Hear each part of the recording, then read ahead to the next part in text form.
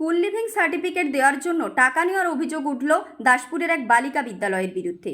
সুপ্রভাত, আপনারা দেখছেন স্থানীয় সংবাদের ডিজিটাল মিডিয়া। মাধ্যমিক পাসের পর ছাত্রীদের স্কুল লিভিং সার্টিফিকেট দেওয়ার জন্য মোটা অঙ্কের টাকা নেওয়ার অভিযোগ উঠল দাসপুরের এক বালিকা বিদ্যালয়ের বিরুদ্ধে। অভিভাবকদের অভিযোগ, দাসপুর 2 ব্লকের চাইপাট বালিকা বিদ্যালয় মাধ্যমিক পাস প্রত্যেক ছাত্রীদের কাছ থেকে 400 টাকা করে নিচ্ছে। এই নিয়ে ওই স্কুলের টিআইসি অনিতা দাসের সঙ্গে বহুবার ফোনে যোগাযোগ করা হয়েছিল, কিন্তু তিনি ফোন ধরেননি।